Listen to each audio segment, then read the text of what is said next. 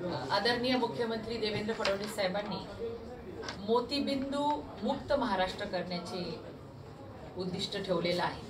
मोतीबिंदू cataract हा ageing process आहे। जसं वयानुसार तो आजार प्रत्येक व्यक्तीला होतो आणि मुख्यमंत्री महोदयांनी हे उद्दिष्ट ठेवलेलं आहे की आपल्या राज्यामध्ये एकही व्यक्ती मोतीबिंदू असू नये, त्याला मोतीबिंदू असतानाच त्याच्यावरती ऑपरेशन त्याचं करून काचबिंदू म्हणजे काचबिंदू झाल्यानंतर अंधत्व येतं, तर तेवढी वेळ पेशंटवरती येऊ नये म्हणून मुख्यमंत्री महोदयांनी योजना आखलेली आहे। तरी देखील आज मी पुणे दौऱ्यावर असताना आमचे अल्पसंख्याक मोर्चाचे उपाध्यक्ष समीर पठाण यांनी एक चांगली संकल्पना मांडलेली आहे की महात्मा ज्योतिबा जन आरोग्य योजना या योजनेमध्ये आपल्या कॅटरॅक्ट ऑपरेशन इन्क्लूड केलेले नाही, ते करावेत ही मागणी त्यांनी केलेली आहे। खूप चांगली मागणी आहे आणि निश्चितच मी मुख्यमंत्री महोदयांना सांगून आपल्या राज्याच्या ह्या महात्मा ज्योतिबा फुले जन आरोग्य योजनेमध्ये ह्या ऑपरेशन सुद्धा आपण इन्क्लूड करून घेऊ, जेणेकरून खऱ्या अर्थाने आणि लवकरात लवकर मुख्यमंत्री देवेंद्र फडणवीस साहेबांची संकल्पना आपल्या राज्यामध्ये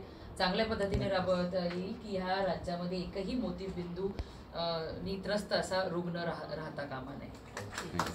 खूप खूप मनापासून आभार। आनंद होत आहे की ताईंनी या सर्व गोष्टी सकारात्मक घेऊन त्यांनी आम्हाला आश्वासन दिलं की ते सन्माननीय मुख्यमंत्री श्री देवेंद्रजी फडणवीस साहेबांशी बोलतील आणि मोतीबिंदूचा समावेश महात्मा ज्योतिबा फुले जन आरोग्यमध्ये घेतील आणि येणाऱ्या काळामध्ये नक्कीच महाराष्ट्रभर राहणाऱ्या नागरिकांना, रुग्णांना, गोरगरीब लोकांना याचा नक्कीच फायदा होईल।